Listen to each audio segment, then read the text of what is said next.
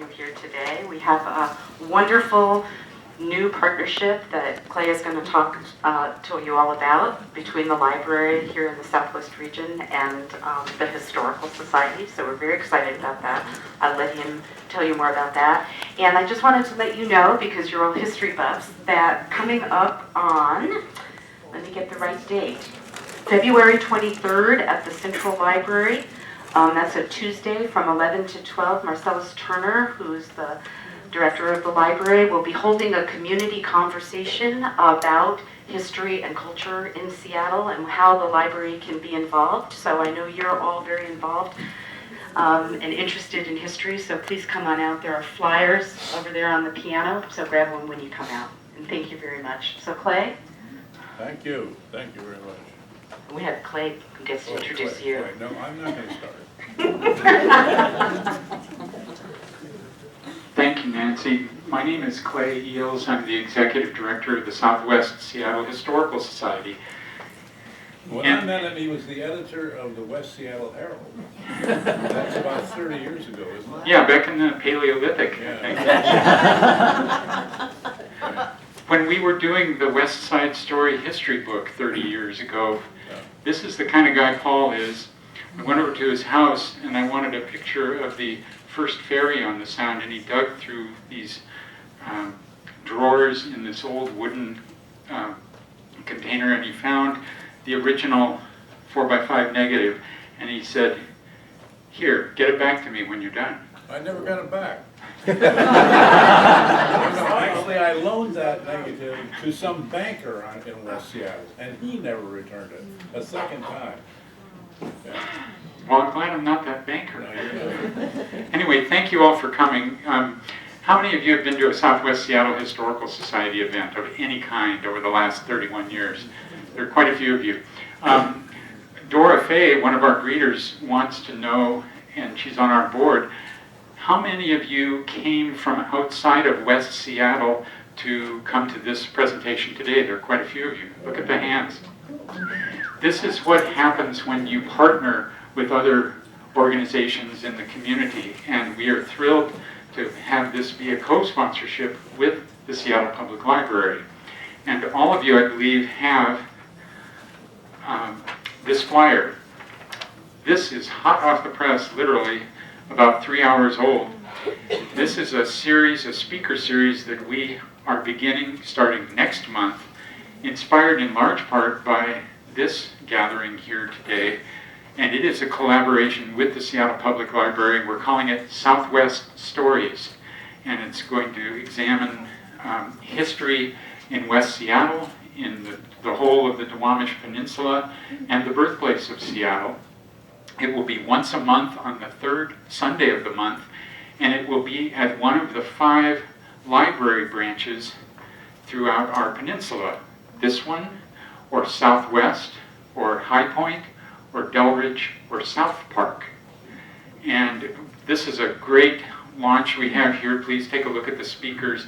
And this is a free series. We are able to collaborate with the library and have access to the meeting rooms for that. And the very first speaker in that is a man named Rob Ketcherside, who is the author of this book, Lost Seattle. And he's going to be talking about the days when there was, how many of you here from West Seattle know the Morgan Junction? We call it the Morgan Junction today. Well, that was where the Thriftway is now. That was the Morgan Street Market, and it was one of the first drive-in markets. And he's going to go into that in detail and some other fascinating topics. His topic is when LA hit California Avenue. This guy is smart. Yes. He's smart. So he's a great kickoff for our series. But that's to take nothing, absolutely nothing away from Paul. Paul is such a good friend. I'm not as smart as he is. I'll tell you. We go back 30 years. I am grateful to you, Paul. You have come and spoken to our group many times at the museum, here upstairs at the library, other venues. It's a real treat to have you here today. And you know that the timeliness of this is that we were able to open an exhibit at our museum on Ivar Haglund.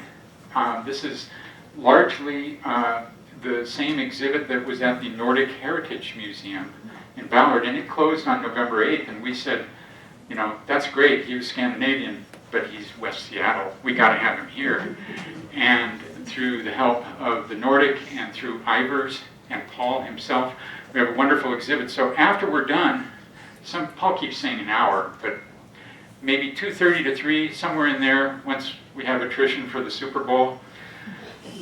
Once we're done, we're all going to go down, those of you who would like, go down to the museum, and you'll have the opportunity to have Paul point out things personally for you on the wall that have to do with Ivar. We even have an old TV show with Captain Puget and Ivar, an old radio footage or tape that you can hear. Anyway, I'm going to stop.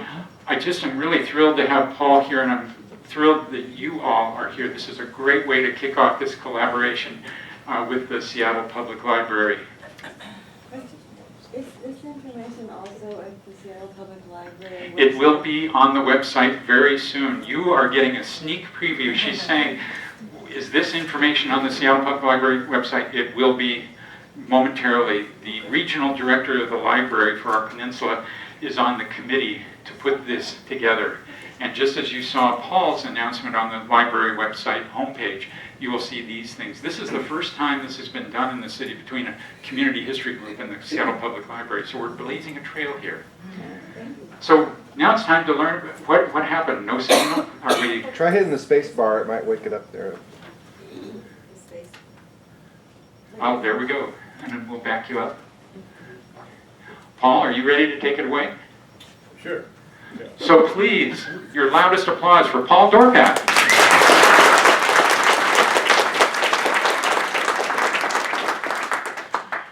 Now, we're never going to get through this, even all the slides, I don't think, because I'm inviting you to interrupt at any time and digress, ask questions, move it anywhere you like. I don't think it's important to follow the needs to finish what we brought in the time we have. So please do interrupt. Is that understood? Ask questions, okay. The first slide here I chose is a rather spectacular Seattle Times shot from 1935, from January, I think, 13th. It could have been November this year. It could have been November this year. What happened this year, November? Do we have one like that last year, November? Oh, I didn't remember that. Gene, you should have been there and got a now on that one. Now, Gene Sherrard is here. We do that weekly show, thing in the Times. And we've also recently put up on the blog that we do, we put the story up, and it's much, frankly, better on the blog than it is in the newspaper. There's a lot more there. I mean, much, much more there. And it's more colorful and bigger. And I know the only thing you can't do with the blog is fold it up and put it on the bottom of a bird cage. But in every other way, it's better than the newspaper version. And we just started to do a weekly interview, sometimes with me about the article, and oftentimes with other people. Hi. I'm waving to so many people. And the people know always, this is embarrassing. So we'll go through these slides, and the first one we've chosen is to point out that the area of our concern is primarily just beyond the changing house. What do you call this? The bathhouse right here? You see what we're doing is getting reflecting off the glass. No, what you're pointing up there, Paul. You need to come back. There you go. Is this actually pointing on the screen, you guys? It does reflect. Scooch up. Uh-oh, we're going to have problems here, I just know it. No, this ain't working. You have to turn it on. It is over. See, look at that. Okay. I'll just be pointing at my wrist. Well, then I'll just try to describe things in terms of the relationship of objects to the borders of the picture. This scene then was probably, this looks past the bathhouse down towards Elkie Point. I think that dock there is the old Manchester ferry dock off of 35th Avenue. And so the area that was really the Hanson Olson purchase from Doc Maynard in 1969 is the point, you know, and as it comes back quite a ways, actually, all the way to 59. And the point that is particular going to get scrutinized with us is the area beyond the bathhouse, because there are certain alky mysteries or uncertainties that continue to shade any study we have of Elkie Point, and that includes the early years and importantly includes the Hanson Olson brothers-in-law who moved into Doc Maynard's house, his second house, on Elkie Point in '69. And our hero, Ivar Haglund's mother, Daisy, was the youngest child of that group, and she was born in '70, so she was the only one born in Elkie Point. Although Ivar seems to have forgotten that. He frequently tells stories about her sailing to the new world from the old world. Ivar was able to twist anything to sell fish, or actually to be funny is what he really did. That was more important to him, is that his sense of humor, I think, than selling fish. He managed to put them together, though. Well, let's see what our next picture is. Oh, I have to do that, don't I? I used to be able to just say next. All right. Well, this is a picture of who? Anybody know? That was the baby that landed with the Denny party. That's Roland Denny, who was less than a year old when they landed here in '51. And when he got older, they were forever pulling him out and having him try to describe what it was like to be the oldest resident of Seattle. And he would sit with a picture, in this case, a painting, I think probably that his auntie did of the landing. And you see he's pointing. There's a lot of pictures with Roland pointing at things.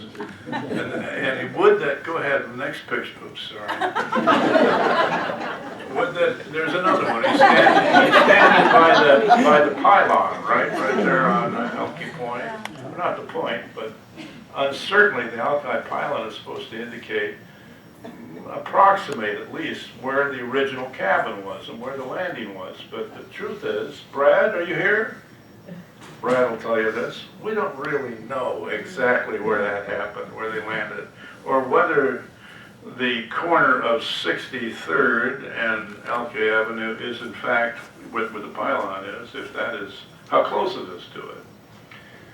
And perhaps he's pointing at the proper place. No, he's at the pylon. Is he pointing at the oldest home, or is he pointing at the landing? We don't know, and it doesn't be very helpful anyway, so I'll say next while I push down on this.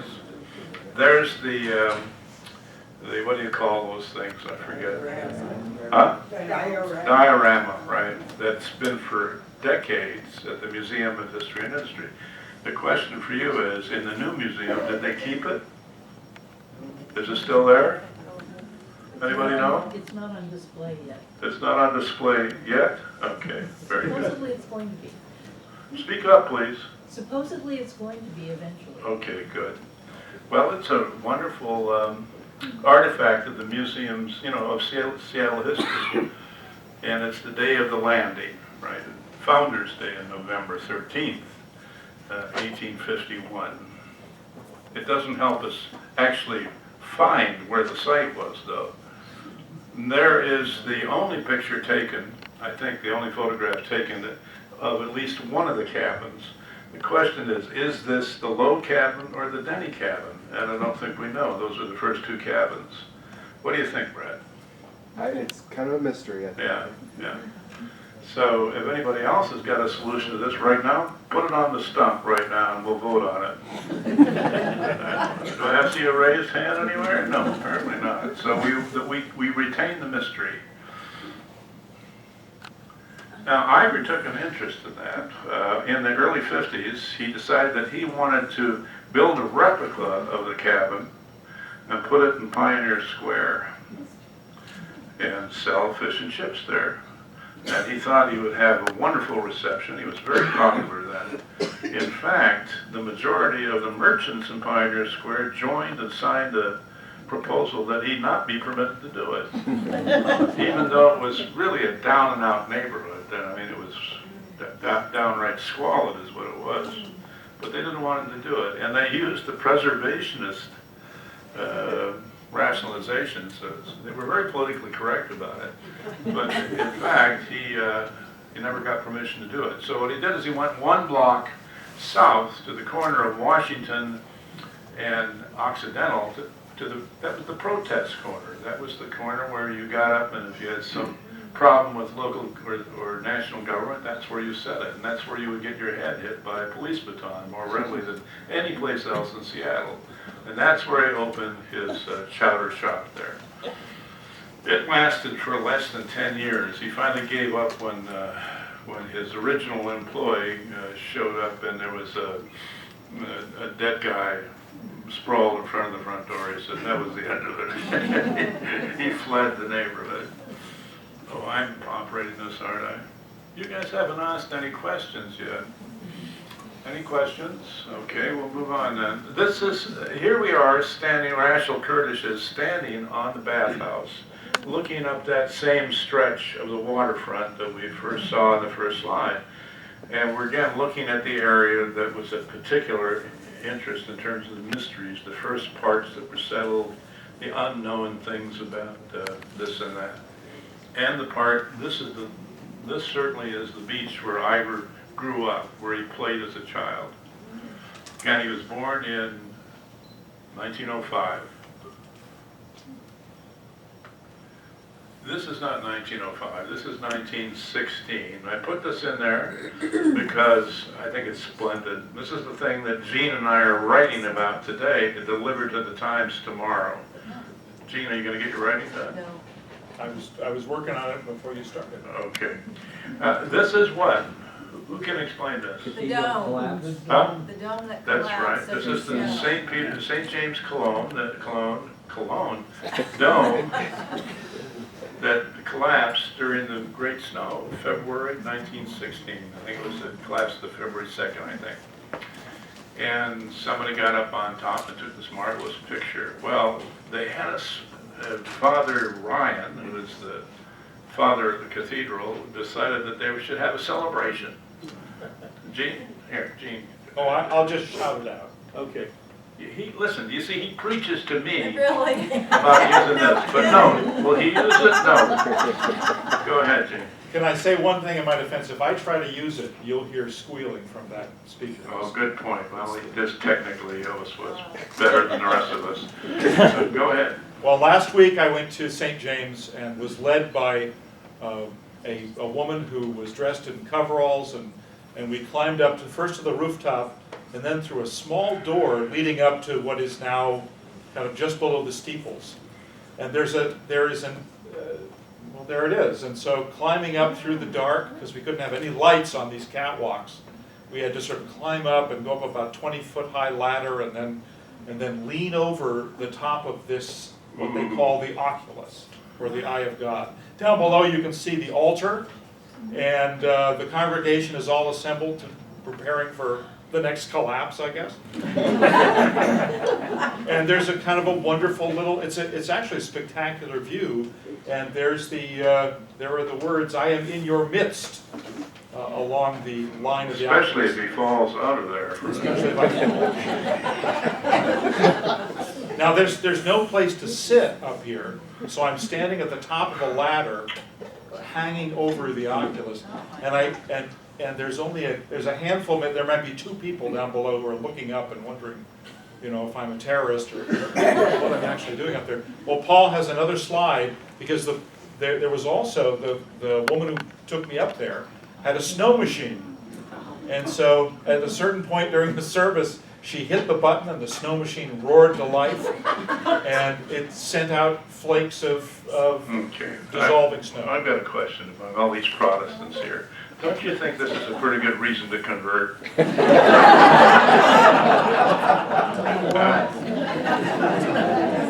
about it.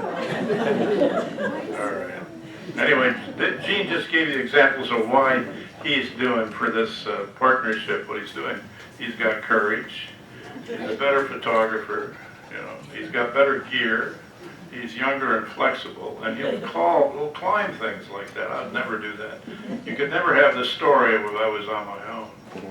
Was the individual standing in the picture before the only survivor of the collapse? No, I think that's a very funny story, actually, because in that afternoon's paper, where it told of the collapse, and another one which we'll just mention, I think and even read about maybe, the priest was quoted as saying that he was so thankful, he thanked probably God, that no one was hurt, that no one was in church. And that's, of course, an extraordinary thing for the priest to be thankful for. But he was. He could have had some real martyrs there, but he didn't want them. Father Ryan, during the service last Tuesday, also read a little piece, a statement from the Archdiocese saying that they would not take blame for the collapse of the dome because the structure was made in New York. That's right, there was a flaw in the structure, it was discovered. Well, that was a nice interlude, wasn't it? So we took a little break. I think the reason for that was just to look at a dome, so we could look at another dome that was more, what does it say here? All right, can you read that? Jean, would you read that, the old natatorium? Go ahead. Old natatorium collapses. The old Alki Point natatorium near the lighthouse at Alki collapsed yesterday afternoon with a roar that was heard for a mile. The building is a total ruin and probably will be torn down. It was constructed by J.L. Coleman in 1904 and was known as the largest building of its kind on the North Pacific coast. There you are, Brad. Brad? Yes. Do you have down the history of the natatorium? I don't remember most of what I used to know about it. Well, neither do I, so you and I are not. Yes.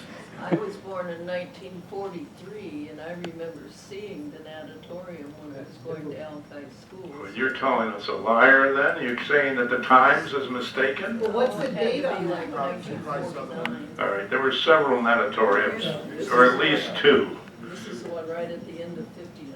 Yeah, no, that's right. The one very near the dress shop, what is that called, the swim shop, the beach house, very near it, yeah. That was torn down, yeah. That's the one you remember. I was going to put a picture of it in there, but I didn't, because I didn't think we'd have enough time to show all those pictures, because I knew I'd start to digress with pictures of the dome and things like that. Yes, a question? What kind of day did the St. James Cathedral collapse? Well, it was the time to make the afternoon paper. Yeah. Yeah, I forget what time of day it was, yeah. But I don't know if it made as much a racket as this thing did. It says this was like explosive. Now, I've always been curious about this natatorium because I've never seen pictures of it. But I did see a picture I suspected was of the natatorium, and I think we can use this in this little talk about Ivar and Alkis, because almost certainly he was there a lot as a kid, because it opened, it was built the year before he was born, and it collapsed right in 1916, so it survived about 11 years. Yeah? Oh, okay. I know he's watching me. Okay. There. I often thought, maybe that is Alki Point. It's a postcard that's not identified. So I've been waiting a long time to find something that would tell me it was in fact the natatorium. And that this picture then would have been taken from the Manchester dock at 56, no, at 65th. All right? Well, I think I can prove it now. Same building. Same number of gables, the dome, and here it is announced. There's the natatorium, what is new, and it's spread on Alki Point. So indeed, that was the natatorium, and we can find it situated in several of the maps, although the footprint varies a lot from map to map. There is a 1908 map of Alki Point, and dang if I wish this little pen would work now, but let's see. No, it doesn't do this, it just bounces off that, doesn't it? Yeah, okay. Let's see if I get up. That's not easy. All right, you see right here, oh boy.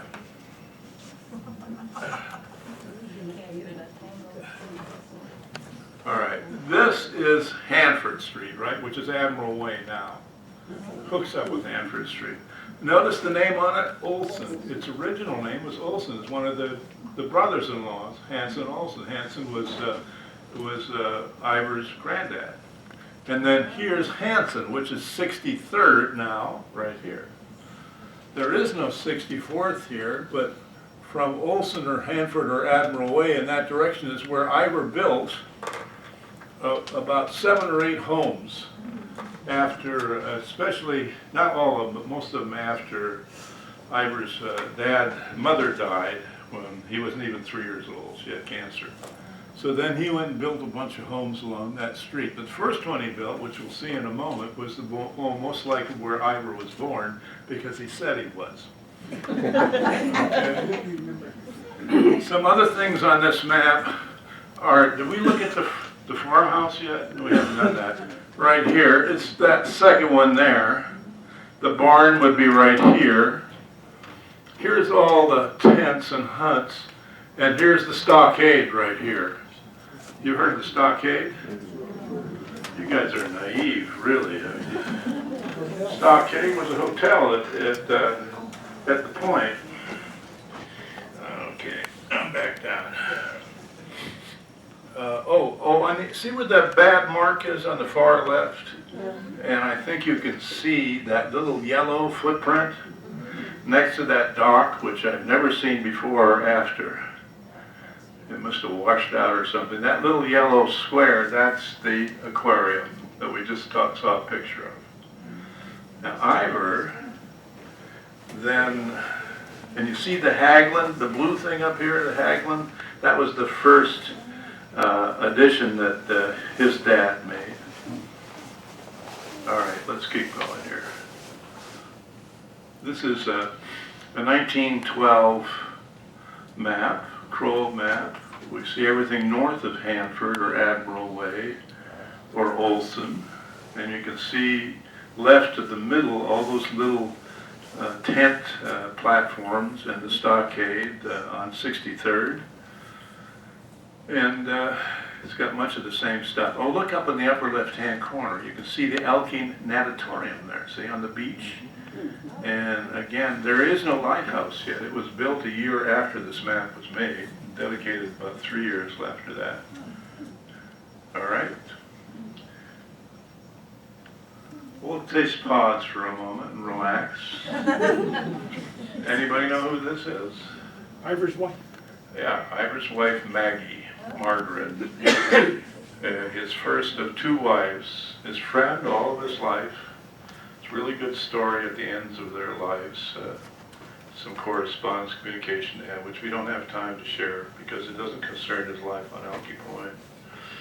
But read it in the book, or books. Actually, I'm working on 2 books. In order to get one done and to actually prove that I am capable of finishing something, I'm doing a book, a picture book mostly. It's about as much pictures as it is text, maybe about 400 pages. And the longer book will never be a book because it's too much. It's that 3,000 page thing. That'll just be where? Where will that be? No, in my head. It's in trouble. No, it will be on the internet if I live long enough to get it there. Yeah, yeah. There'd be a web page just given to, Ivar in his times, and I deal with all these characters he knew because I got a lot of information about all these wonderful characters he knew. Let's hope I can get it done. Okay, so that's Maggie. Maggie was a marvelous character. She was brilliant and really a smarty and radical in everything. She was both a sort of a mystic or inclined towards occult things, but she was also a communist. And when she met Ivar was at a theosophy meeting, and they'd both been dragged there. I've written it. I'm not going to read this stuff. I got a lot of text here from the thing. We don't have time to read it. So they met at this Theosophy meeting, and Ivar was introduced as a member of the Young Communist League. Now, this was in 1930, after the Depression, when everybody was a member of the Young Communist League because capitalism was pretty much failing at that time. And she says that he was the first communist that she had ever met, but that she soon learned that he was more interested in Groucho Marx than in Karl Marx. But later on, she took up the banner and became the secretary of the local Communist Party before it went underground, which was after World War II. And there was some question after World War II whether or not she would really get in trouble for this, because when the House Un-American Activities panels, started working, they were pulling these people out. All they were asking for was for names of people who were in the Communist Party, because that was a condemnation. She was, however, although mentioned in the newspaper 2 or 3 times as having been a member of the party, was never bothered by the House Un-American Activities Committee. And the thought is that Ivar was simply too popular, and they didn't want to risk the kind of repercussions there would be as they started attacking his wife. She was kicked out of the party twice for objecting to its lack of democratic procedure. It's more to that story than that, but that's enough. She finally left the party too and went into jewelry making. Divorced Ivar, or he divorced her. I haven't brought the divorce papers along. I could have read them, but we don't got time. They're fascinating. And she went to Hawaii, got a new bow, made a lot of jewelry. She was famous on Elkie Point for wearing black and lots of costume jewelry. And she was sort of notorious as being an eccentric.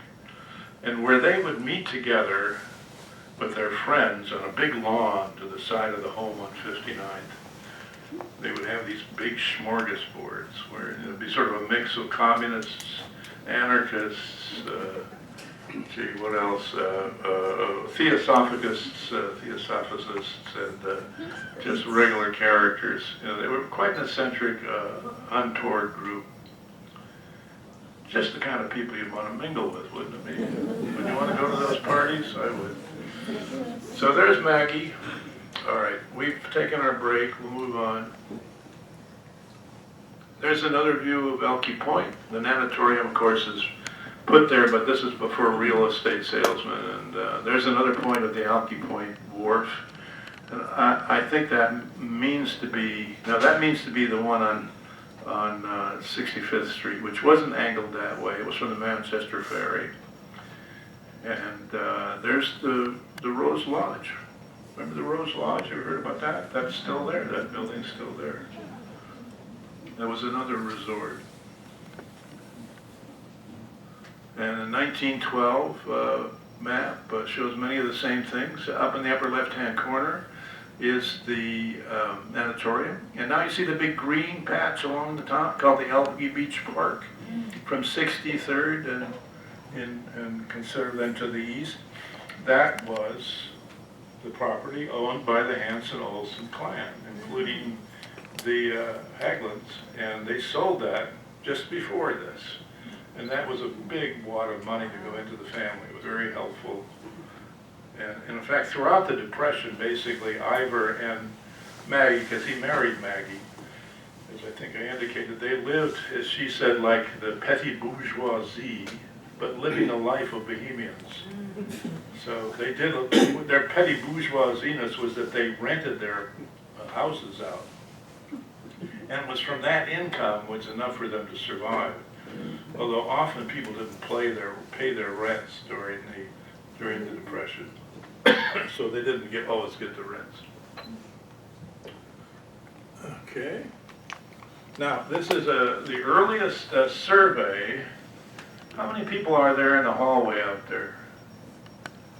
Is that it? Nothing. Oh, sorry. Yeah.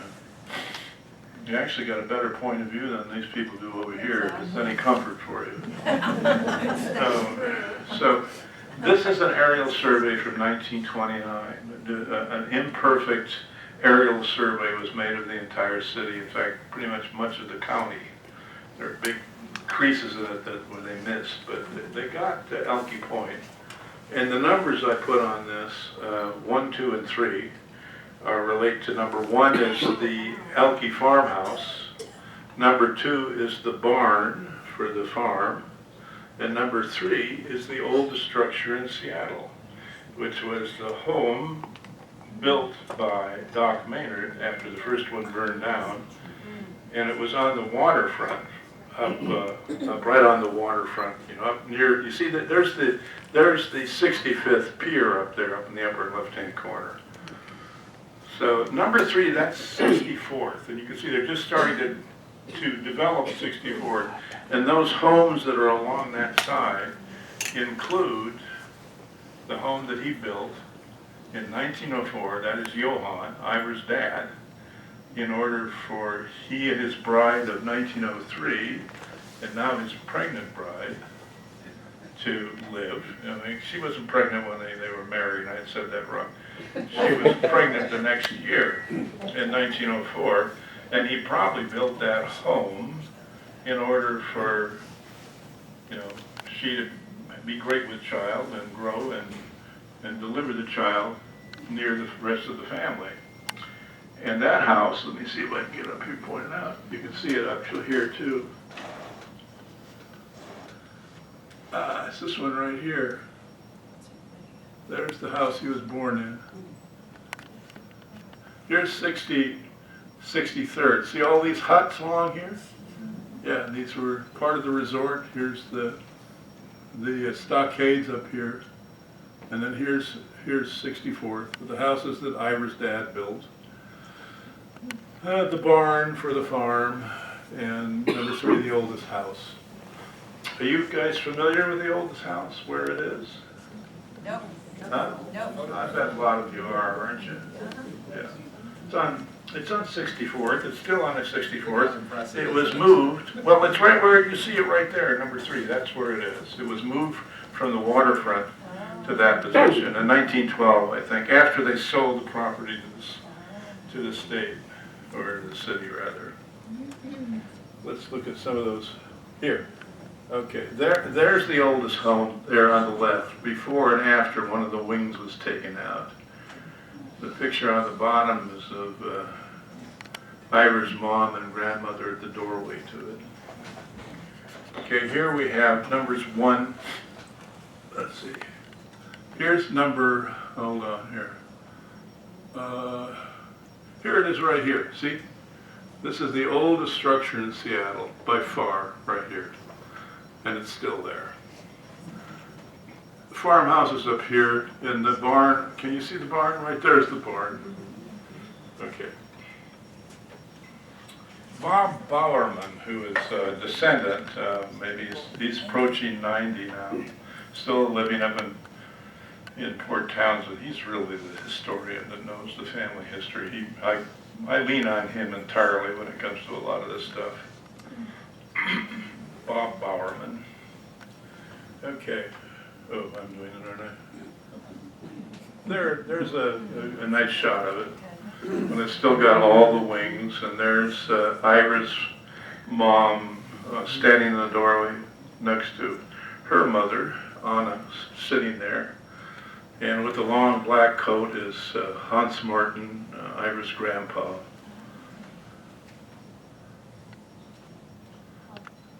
And there's the contemporary house. And this is about 20 years ago or 25 years ago when I did a story on this in the Times. There's Grandpa and Grandma. Uh-oh, we got stuck again, guys. We're stuck. Well, maybe this little thing here will work. No, it's stuck.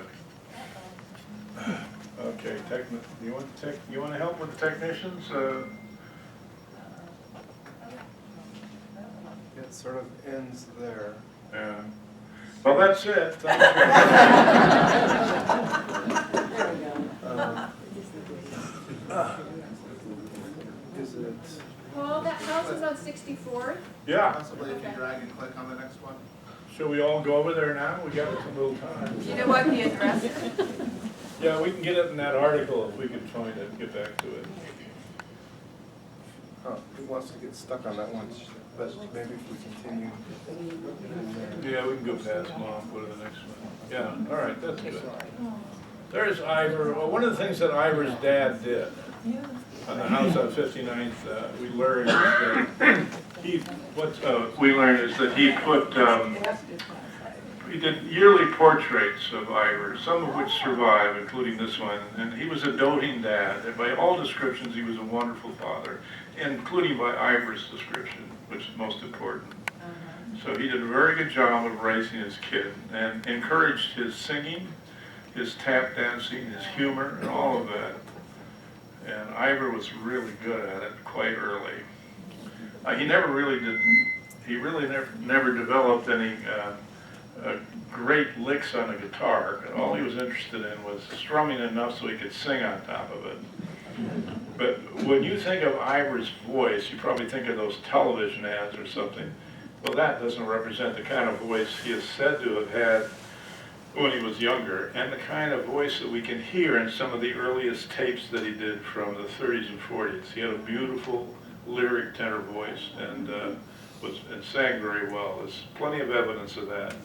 And that will be in this longest book online, if I live. There's another one. Somebody's laughing at my mortality. We're just thinking how long the book about you is going to be. There's Mom, although this is not a fair picture of her. There she is on the left with her not stepsister, well, her cousin, her cousin Belle. And this is one of the daughters of Olson. So Daisy's the daughter of Hanson, and this is one of the two daughters of Olson. The Hansons had 4 girls and 1 boy. And the boy was, I would kind of worship the boy because he was a dandy and he played the guitar and he told magic stories. He loved his uncle. Ivor was very attracted to showmen, although he was kind of flaky when it came to financial reasons. There's the farmhouse. That's at 2928 Elka. We cannot go back and get, I'm sorry, that date. We can't go, I mean the address for the old house. But it's I think it's the 5th lot on the west side of 64th, south of Admiral Way, okay? It's currently painted blue, okay. It's the 5th house. Of course, if it's the 6th, then it doesn't help much if I say the 5th, but I think it's the 5th. Oh, here's our early look at, okay.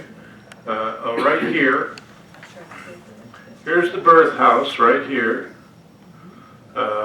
Here's the oldest structure in Seattle, right here.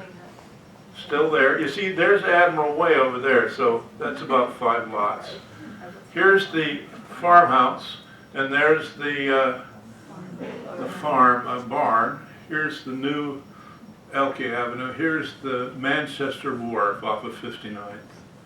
And somewhere in here, maybe a block behind here, but somewhere in here is where they landed. Somewhere in here is where that original cabin was. Somewhere. Brad, you remember we formed a committee, a cabin committee about 15 years ago with the bicentennial. It's a typical, we formed the committee, but we never had any meetings. So we didn't get, we registered our good intentions. Okay.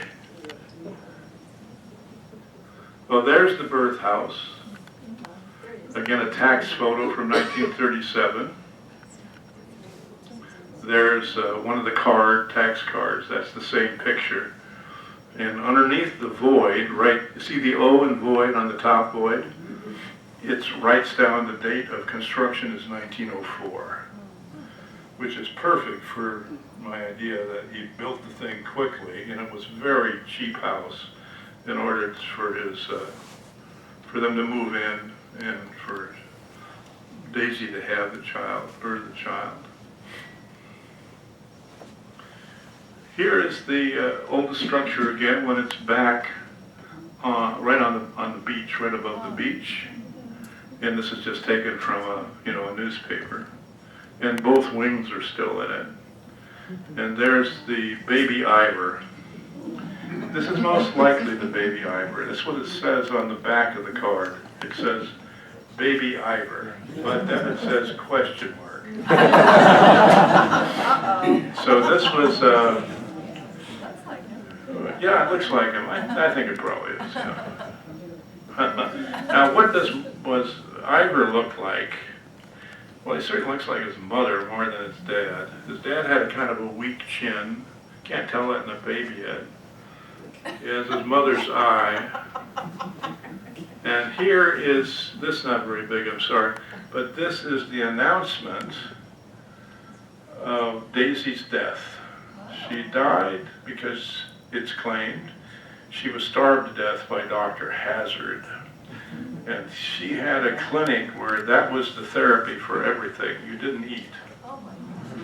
But I think it likely that probably Maggie also had stomach cancer. Starvation Heights. Starvation Heights, yeah. There's a whole book about that. There is. Yeah. Olson, the crime writer, yeah. Isn't Olson his name? Somebody else.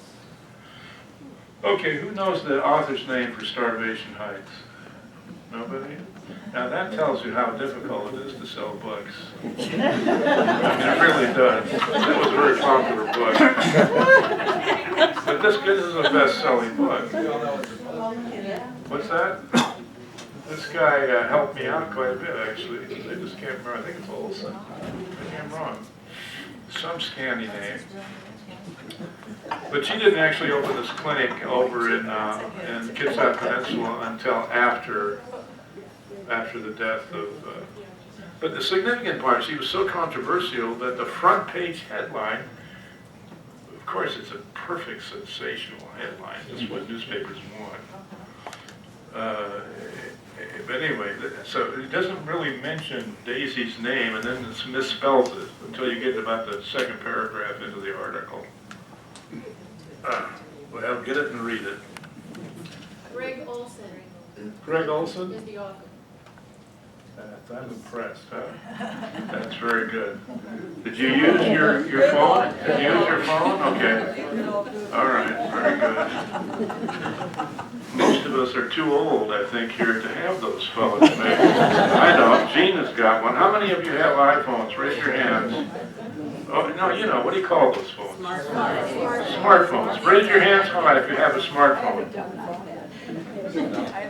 What is it, about half of you have smartphones, maybe? That's right.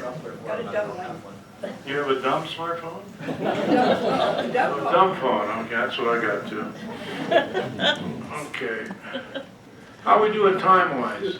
We're at 2:15. We went through. No. No. A little longer. Okay, here's another one of those pictures probably that Ivar's dad, Johan, and he had all sorts of names because the census people could never figure out what he was saying because he had this thick accent, so he had several different names. Ivan. He was actually Ivan, and his middle name was actually Ivar. There they are together.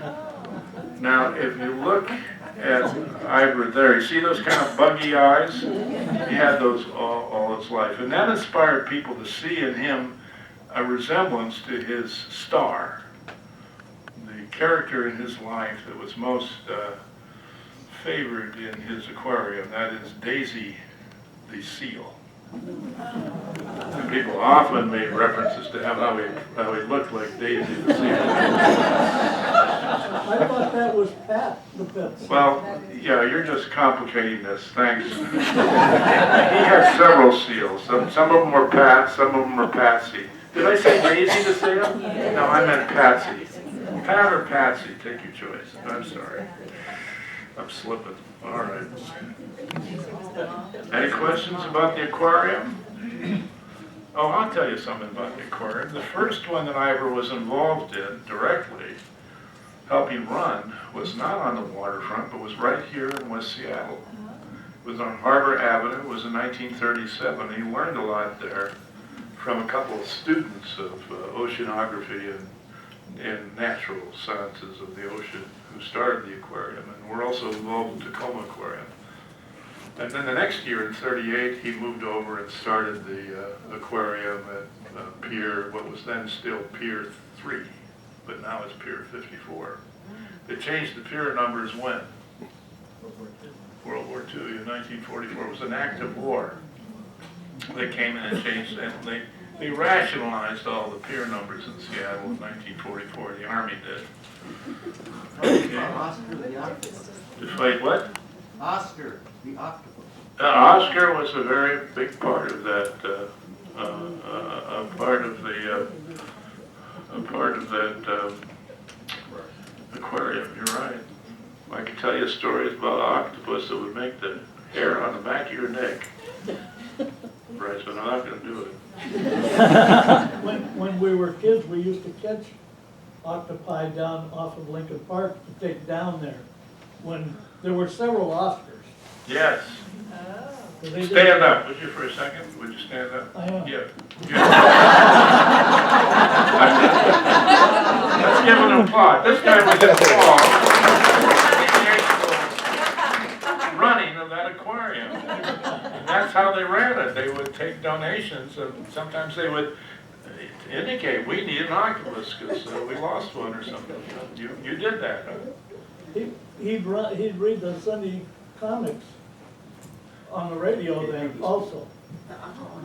Can you hear him? Yes. Ivan would read the Sunday comics on the paper. That's on his show. Huh? Yeah.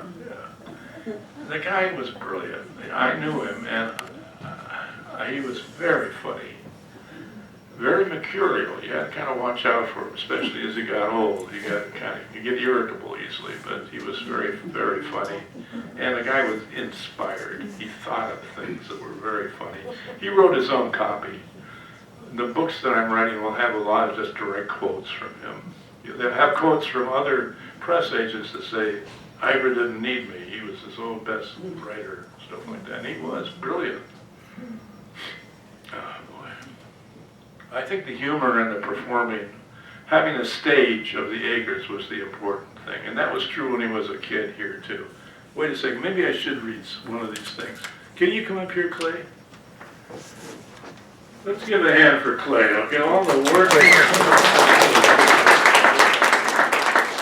I'm going to read one thing here.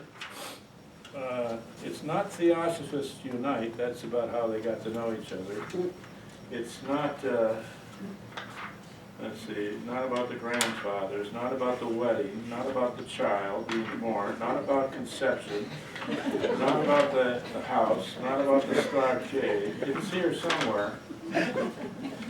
Hold on. Imagine I was going to read this stuff. How you doing?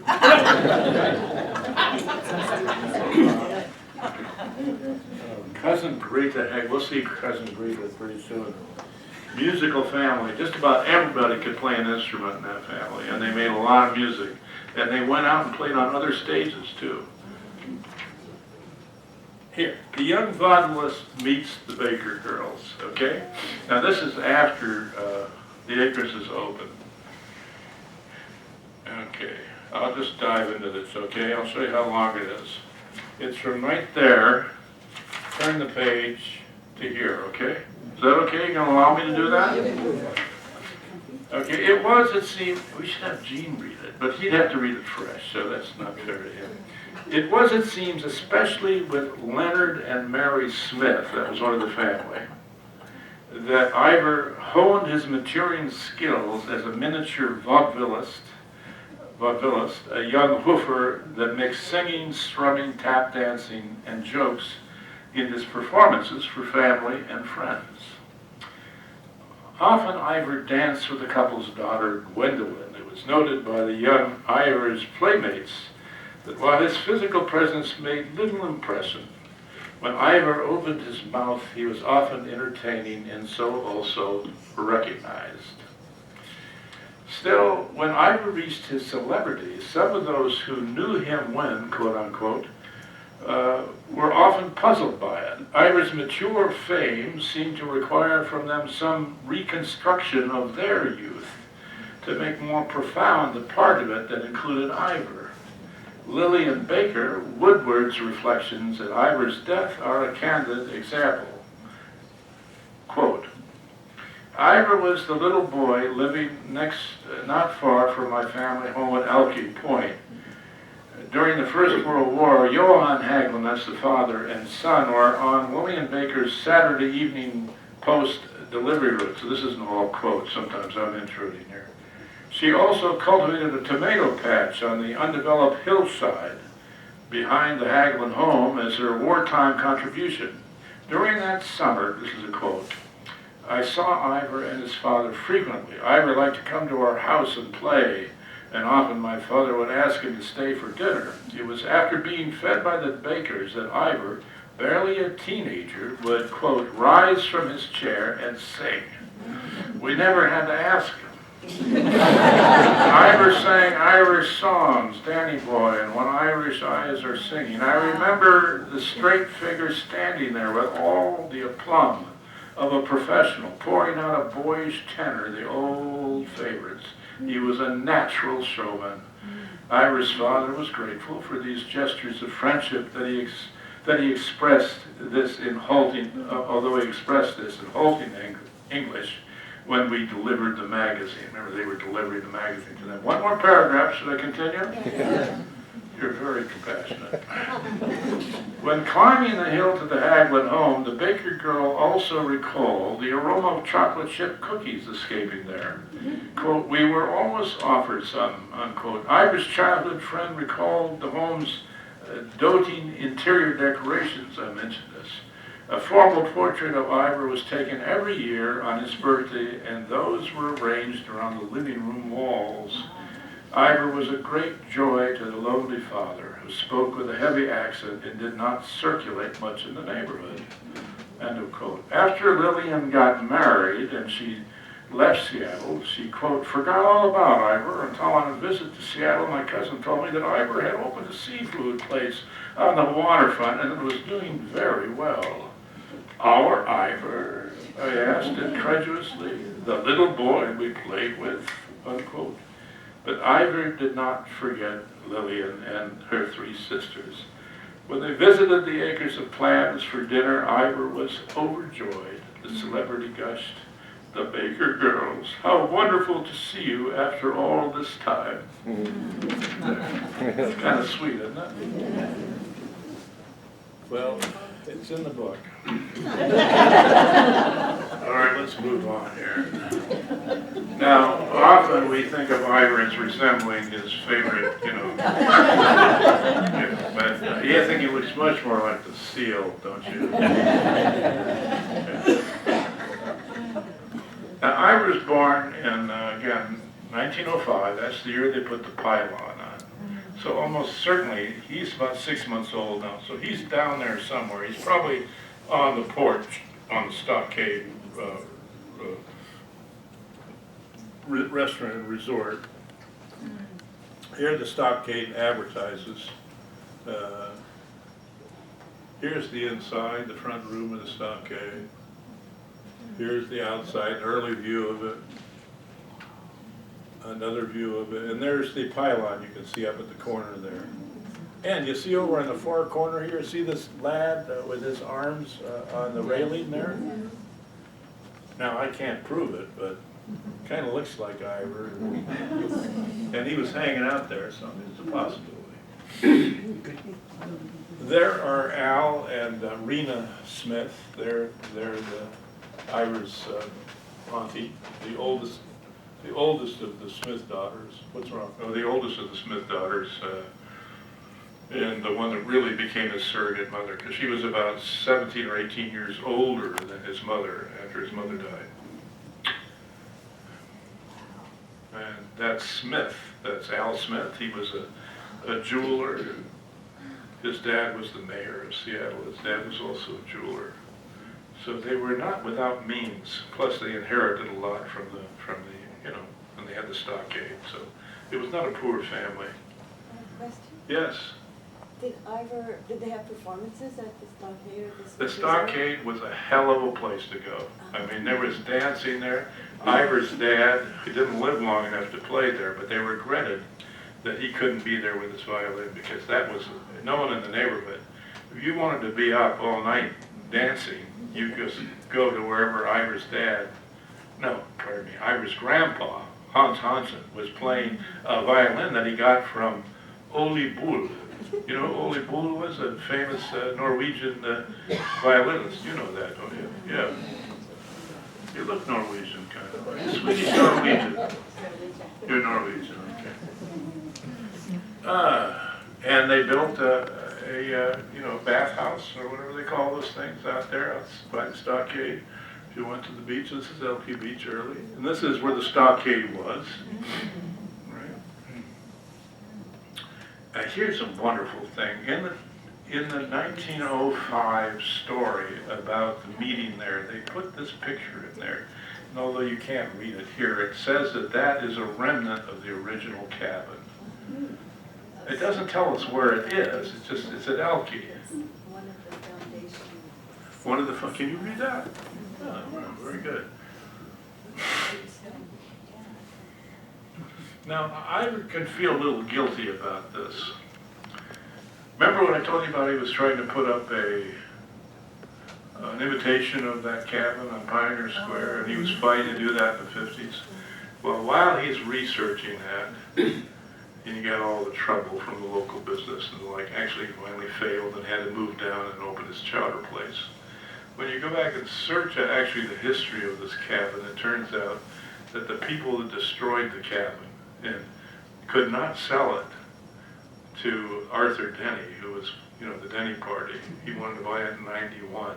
After visiting it in 1890, were the two brothers, the brothers-in-laws, Ivar's uncle and Ivar's uncle-in-law, whatever you call them. They had torn it down. It had been a pig pen. It was in very bad shape anyway. So there was nothing there for Arthur to buy, and he lamented that. He just called them the farmers on Elkie Point. Another question? Yes. My grandparents had a really old box. Speak up. My grandparents had a really old box out of wood. Yeah. And it, I think, represented early pioneer times in the Northwest. And the stump was so big that they made a house of it, and two gentlemen were standing out front, and that looks like a tree trunk to me. Could that be possible? Yeah, I'm mystified by that too, because when you look at the cabin, you really don't see anything that would suggest that there would be a vertical of that structure. Yeah. It's more like the logs, that are crossing one another. And I think the tree trunk you're talking about is the one that was in Arlington. That's the most famous one, where they lived inside maybe it. that's what it's of. Yeah. Ah. Okay. Oh, I'm doing the show, aren't you? Here we go. What's this say? They opposed the license. Oh, this wasn't very good for the stockade. The locals, 90%, what is it? How many is it? 90% of the locals didn't want the stockade to be able to sell booze. That would be tough on a place like that. There's Ivar's mother playing probably the bull violin. She also taught piano. And right after they got married in 1903 and moved temporarily into an apartment on First Hill, she ordered piano, $15 a month. It was a $300 piano, but they paid it off by the end of the year. And they moved it out to Elkie Point. So I think it was a very musical family. There's Ivar, probably with his first guitar. His dad got it for him. And here he is in a cartoon celebrating the time that he arrived on the east side of Elliott Bay to open the Acres of Clams is perhaps more important even than the Pioneer Landing. Huh? Did he write this? Oh, he probably wrote it, yeah. You can't really tell, frankly, when he wrote something or didn't, but it's all pretty clever. When it's stupid, you can think he didn't do it. And it isn't very often stupid. Of course, who am I to say, really? Oh, there's his Auntie Greta. Actually, it's his cousin. And after Mom died, Johan took his son to Norway and Sweden to visit relatives, because the mother's family was from Norway and his family was from Sweden. And his intention there was to bring back one of his cousins, or actually one of his nieces, to come and help raise Ivar. And it was Greta that he brought. And Greta was great. Every description of her is just, this is the mother, wife, friend you kind of hope for. You know, she was brilliant and capable and loving and funny, and she kept her accent all of her life, which is a pretty important part of it. She wound up with George, who was the oldest of the Smith children. They went down and opened an aquarium in Seaside. And that is where Ivar went, among other places, to get instructed in doing aquariums. He would go down there and visit them in Seaside in the mid-30s. So there's Greta and George. George was about 17 years older than Greta. And boy, he scored. All right. Uh-oh, we have our problems now, guys. It seems about every, 20? Any questions now? Are we got any time left or not? Over here, I have a question over here. Yes, go ahead. Given the things you were saying with his left politics, do you know if his politics had something to do with him later becoming the landlord of the Freedom Socialist Party, or if they just happened to be renting property he had available? Do you mean Ivar down in Latona? Yeah, Freeway Hall.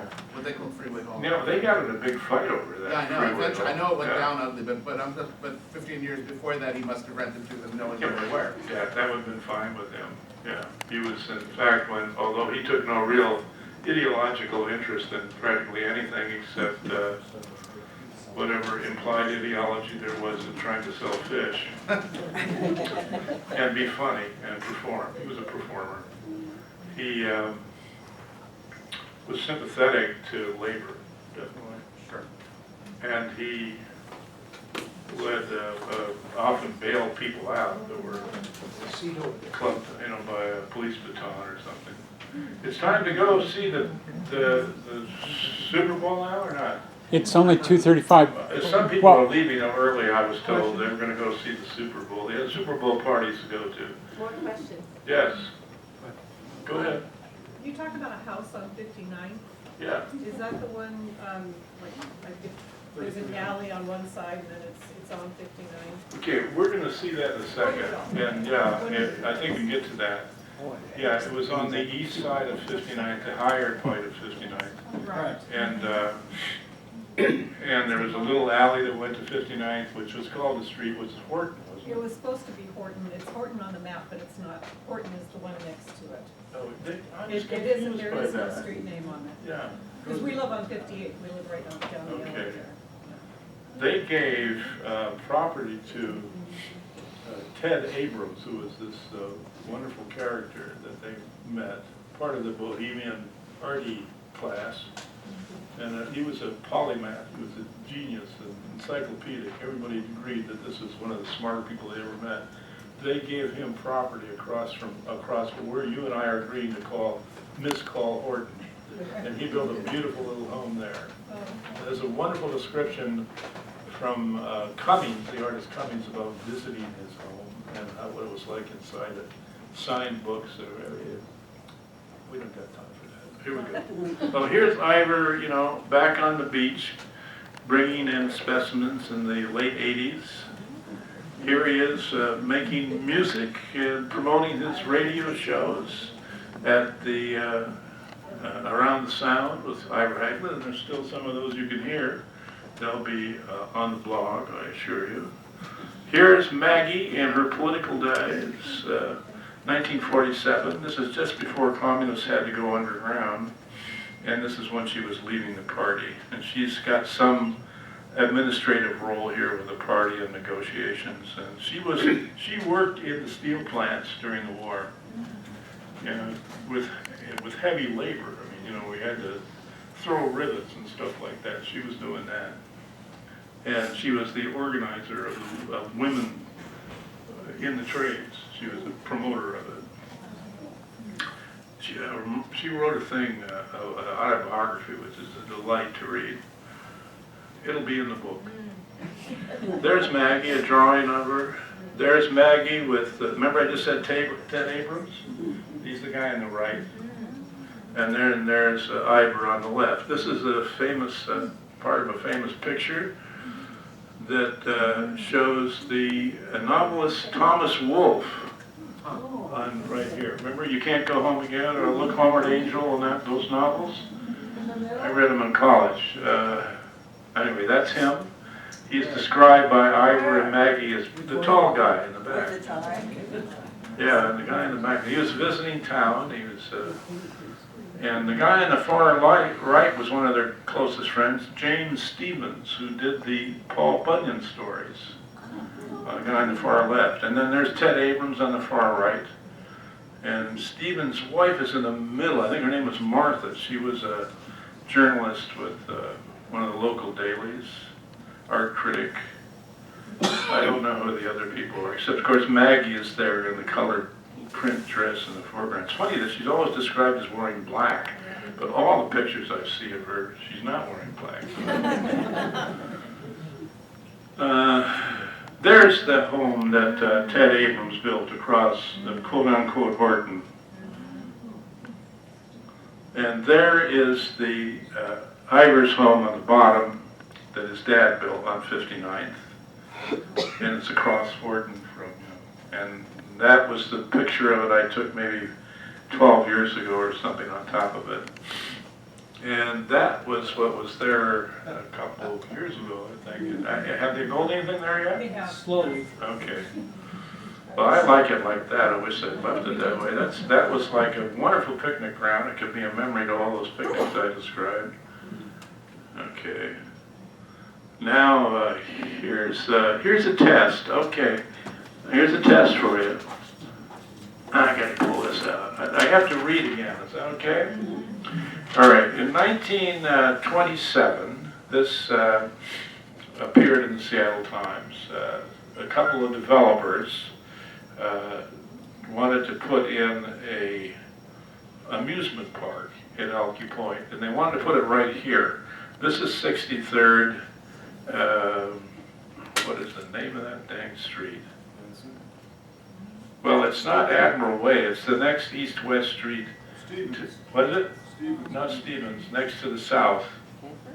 It's a short name and it's few syllables. Skip it. No. Keep trying. I don't remember it. It's one syllable.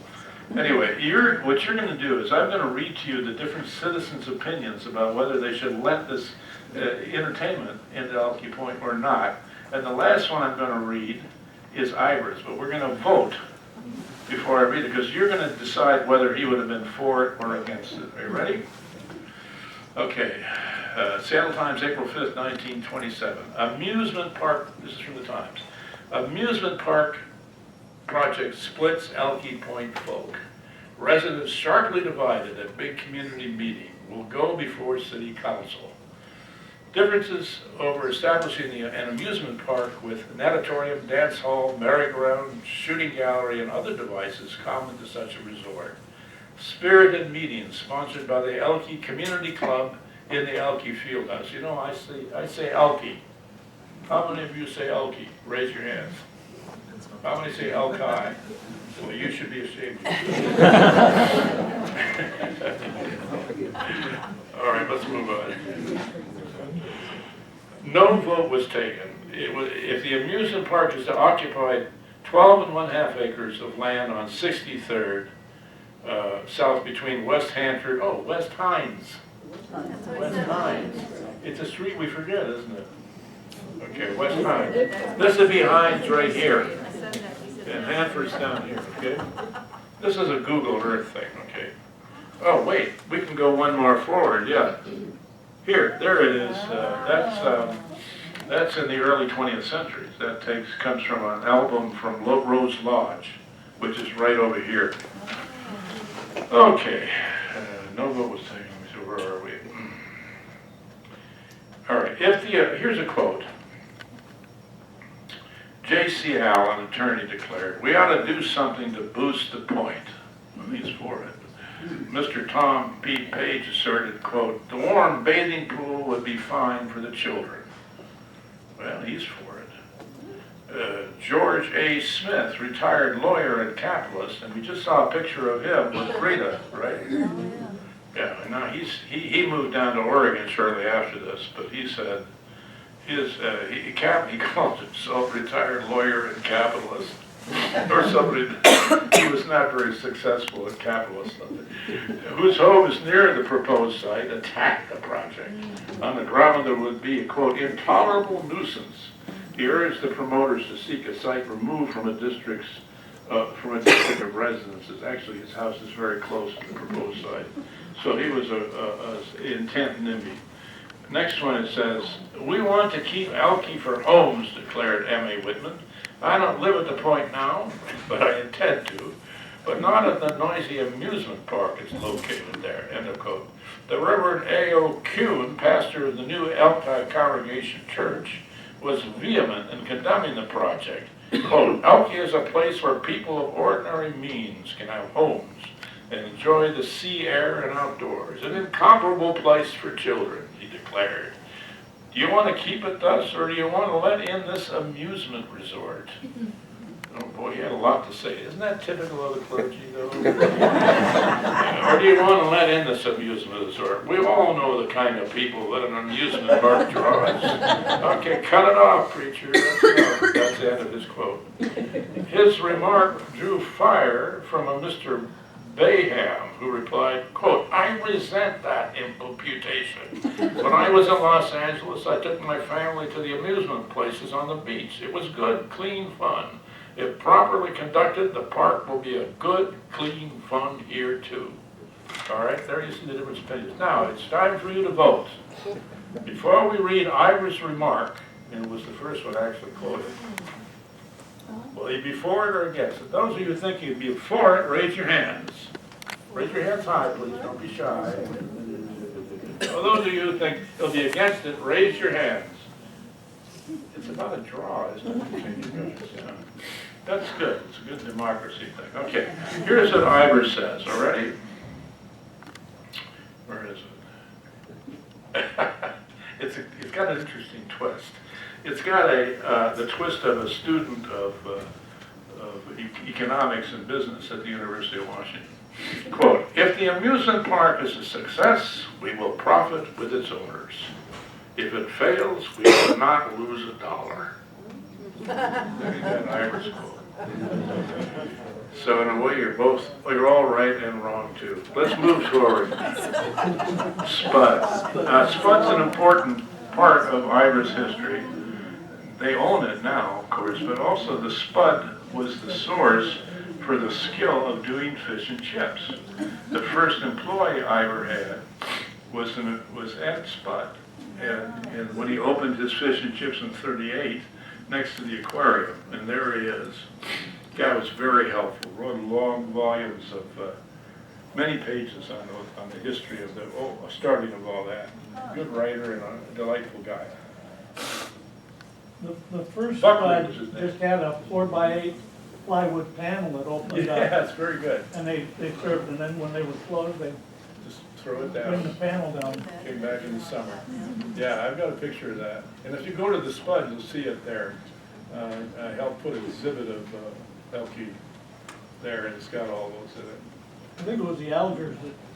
Elder Brothers, you're right, yeah. So the Elder Brothers figure in Ivar's business history.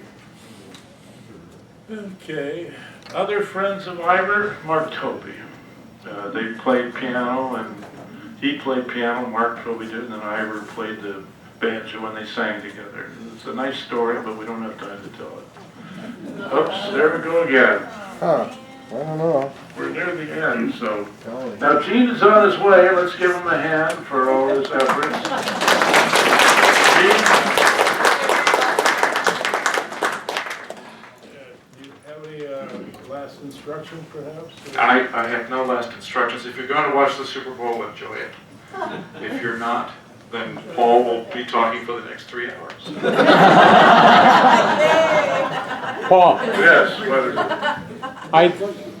we are getting close to 3, which is when we promised we would end, and then we would head down to the museum. Yes, Can you round this off? Oh, I can, yeah, I can run it very quickly. We'll just slap through the rest of the photos in the next 5 minutes. You serious? Yeah, sure. Well, Yeah. I don't know if we're going to get, can you, Well, while Brad we may not is, be able to find the photos. So. thank you. Okay, Yeah. Next one is here. Oh, yeah, here we go. there we go.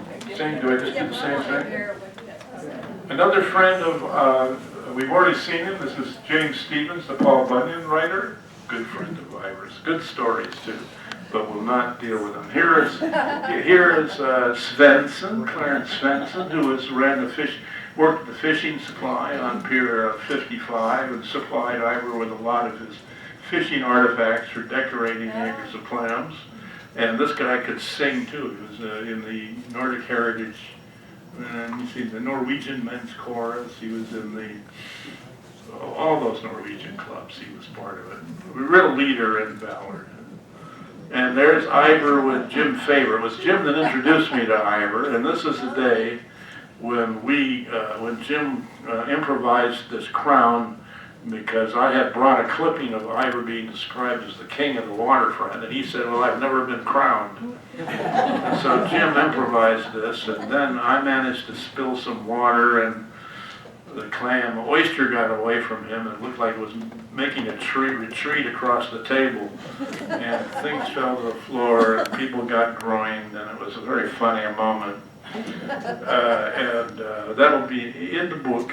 And this, I believe, is the last slide, which I introduced Ivar late in his life to this guy right here, Tim O'Brien, who was the big campaigner for putting down West Seattle as the first. He was the Georgetown advocate, see? And he said, and this was a day where they celebrated with T-shirts that said, "We were first." And Tim was a wonderful character, just like Ivar, and they enjoyed each other. I think that'll do it. Paul, one last story. Yeah. Can you tell the story of the underwater billboards? You threatened to do that at the beginning. Let's round it off. I thought it was more delightful to actually read Ivar's poetry, but no. Okay. Okay, I think this is the way it goes. The microphone. I think this is the way it goes, although I've been contradicted. A guy at the advertising agency, not Gordon Bowker, but Bowker's partner, what's his name? Gee, I interviewed him 3 times. Was it Heckler? Heckler, yeah. Heckler denies this for some reason. I think he denied it. But I talked to somebody who worked for him who claimed that he imagined this whole thing when he was taking a ferry to go to work from Bainbridge. And the idea was, that Ivar would have put up these billboards, right, so that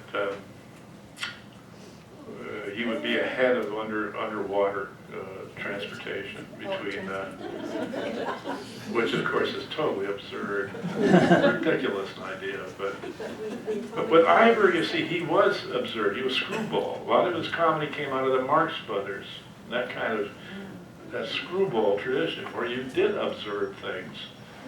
And you did them so well, they were almost convincing. And that was the charm of Ivar, in a sense, for some of the reporters, because they didn't know whether to believe him or not. But really, they should just not believe him. That was generally what you should do. So here he came up with the idea of having underwater billboards to appeal to the future movement of submarines to carry people back and forth, commuters and tourists. And then they planned it, so they made one of the signs. You've probably seen pictures of it. And while they're pulling it up and filming the whole thing for a television show, there's a guy on Elkie Point with his family who happens to be a photographer for the Seattle Times. And he has a telescopic lens, and he takes a picture of it coming up. So immediately, the reporters at the Times are on it. Now this is upsetting in one way to the plans of doing priority to television. They're cooperating with that and doing the production, you know. A tongue-in-cheek production. They weren't going to let you know what was happening. You were supposed to believe it. Because there's one half of us that is romantic, and we want to believe this stuff, and the other half of it is realist and knows that it can't be true. And they conflict. So that's a wonderful tension we have. And that happened to the reporters too, although reporters should be a little more sophisticated than that, but that happened to the reporters too. So the Times ran on it, and then I was interviewed, and I got in trouble because all I would give the reporter was a clue of how to figure it out. I said, well, I didn't know, you know, which of course I did know, but I lied. Yeah, the Times didn't like that I lied to another reporter, but tough. I was part of a masquerade, a hoax. I was part of comedy. There are three kinds of lies. There are treacherous lies, right, where you do things to the injury of somebody. There are functional lies where you lie to protect somebody, like, are there any Jews living in the attic? You say no, right? And then there's comedy. That's lying. That's lying. That's jocular lying. And that all comes to you from the wisdom of Thomas Aquinas. You know? We support you. Thank you. So did about 70% of the readers of it. But it's always tough to see people that fall in with the authoritarian line. Just like, you know, like they got boots on or something. It's sad. And anyway, so what happened? Is that it? Does that explain it? No, what happened? What did happen? Oh, well. Yeah, they got on my case. Mike. They got on my case a bit, and I had to write an apology. Except I didn't write it. You know who wrote it? Okay. No, that would have been great. But we took second place. We took Clay Eels. Clay had, you know, he had been an editor and he was a sophisticated promoter and all that. So he offered to write it. And I never read it, Clay. You know that? I don't know what I apologize for. You're still in the Times. Yeah, they published it. Yeah, I don't think they were kicked me out. I think that was a threat. That was the tough cop. You know, that was, they had two different cops going there because that article is self-interest on their part. They wouldn't get rid of that article. It's too popular. Is it popular? Yes.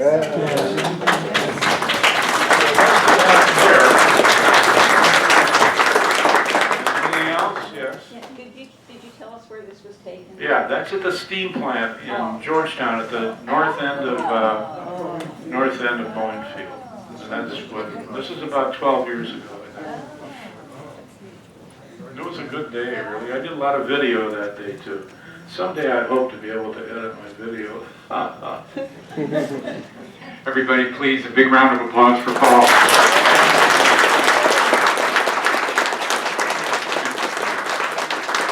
And do you think we ought to have him back sometime?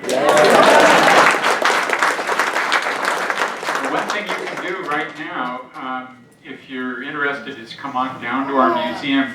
Within about a half hour, Paul will be there to show you around the exhibit about Ivar, and you can visit with him one-on-one. And thank you all for coming today. This has been wonderful. Pardon? What is his blog? PaulDorpat.com. It is an amazing blog. You see it now and then in the paper, and then you'll see 20 or 30 other photos and much more text and video, and you can take the photos, something Paul alluded to very quickly. The photo, like the photo in this morning's Times, you're teasing them, Paul, by saying you can't even, you have to use a magnifying glass to see the name of the boat. But on the blog, you can click and click twice, and you get the photos enlarged to a point where you really can see the detail. It's a wonderful blog. It's a gift to us all. It truly is. Anyway, thank you all for coming. We'll see some of you at the museum. We're down there just one block in from the Statue of Liberty replica. Thank you.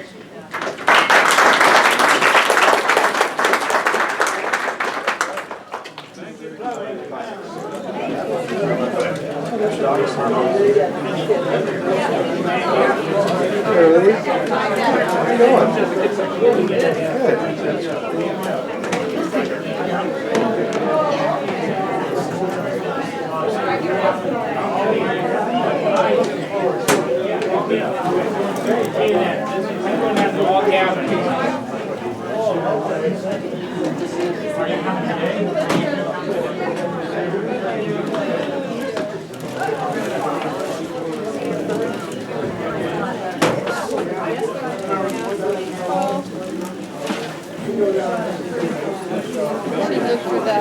I found a box of old tapes, cassette tapes this morning, and I just opened through them and